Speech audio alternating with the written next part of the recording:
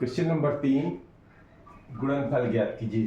ये कक्षा 7 के अध्याय 8 का प्रश्नावली 8.2 का सवाल ले रहे हैं हम लोग।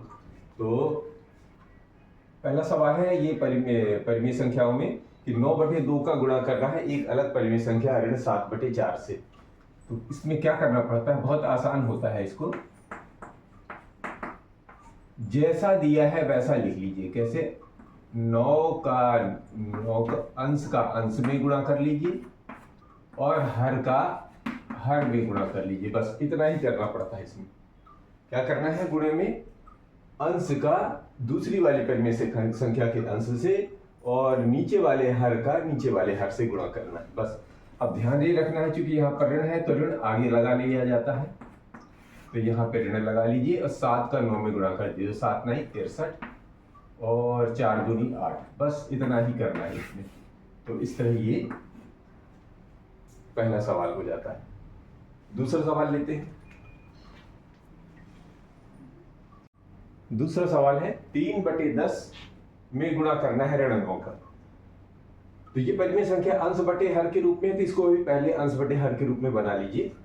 या फिर दूसरा तरीका ये होता है, अंश का अंश में मतलब ऊपर वाली कर लिए, नीचे तो आप दिख नहीं रहा है तो नीचे क्या है, इसको 1/1 में बनवा लीजिए। यानी 3/10 गुणे ऋण 9/1, इसको ऐसा लिख लीजिए तो जिससे ये अलग दिखने लगे, है ना। अंश बटे हर में और अंश बटे हर में, अब ये एक जैसा दिखने लगा। अब क्या करना है, अगली लाइन अंश का अंश में गुणा, यानी कि 3 का ऋण 9 में गुणा और 10 का 1 में गुणा। बहुत आसान है। अब क्या करना है, ये धन यहाँ धनात्मक होता है, ये ऋणात्मक है, तो ये हो गया ऋणात्मक। और 9 का 3 में 9 3 27 और 10 1 का 10, यानी ऋण 27/10। ये हमारा इसका गुणा आ गया। इसको नीचे लिख लीजिए। ये ऋण 27/10 इसका गुणा हो गया।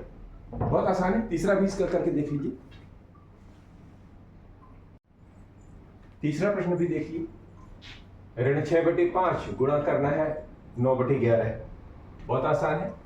क्या करना है, ऊपर वाली संख्याओं का, यानी कि इस अंश में इस अंश 9 का गुणा कर देना है। हर क्या है 5 और इधर 11 है, तो इसे 5 में 11 का गुणा कर देना। यानी इसमें जोड़ने घटाने की तरह ज्यादा प्रक्रिया नहीं करनी पड़ती। अंश का दूसरे वाले अंश में गुणा कर दीजिए, इसी तरह पहले वाले हर का दूसरे वाले हर में गुणा कर देना है। इतना ही काम करना है। अब बस ध्यान रखना है चिन्ह का। तो 6 नहीं है 54, यानी 54 बन गया और धन ऋण का गुणा ऋण, क्योंकि ये ऋणात्मक है धनात्मक, तो ये ऋण बन गया। और 11 5 55, बस इतना ही करना है। यानी कि ऋण 54/55। ये तीसरा सवाल हो गया। बहुत आसान है। चौथा भी करके देख लीजिए।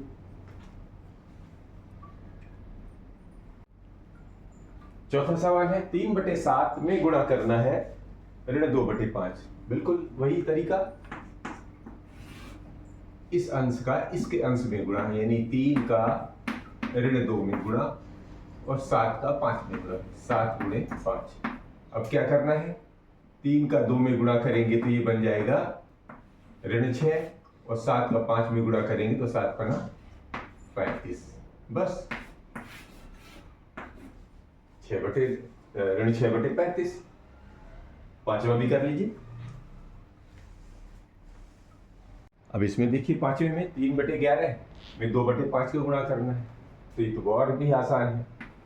3 का 2 में गुणा और 11 का 5 में गुणा, 11 का 5 में गुणा, तो 3 दूनी 6 और 11 5 55। बस ये पांचवा हो गया। छठवां भी ले लीजिए। तो ठीक है, शुरू करते हैं इसको भी।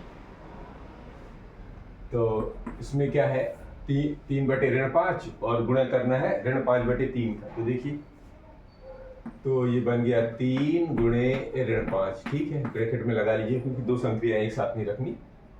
ये ठीक है, ऋण 5 गुणे 3 आ गया। ठीक, अब गुणा करने पर क्या आएगा, 5 3 15, यानी ऋण 15 है। और 5 3 15 ऋण 15। अब ध्यान से देखिए 15 भी ऊपर है, 15 नीचे भी है, ऋण भी है, ऋण भी है। इसका मतलब ये पूरी पूरी संख्या एक बार कट जाएगी, अंश और हर। तो क्या मिला हमको? 1/1। 1/1 का मतलब होता है कुल 1, यानी कि अगर नीचे 1 है तो हम हर को हटा के केवल 1 लिखते हैं। यानी कि 3/5 में ऋण 5/3 का गुणा करने पर केवल 1 प्राप्त होता है। ठीक है, तो ये इस तरह इसका 6वां सवाल हुआ। तो क्वेश्चन नंबर 3 ये यहाँ पर पूरा होता है।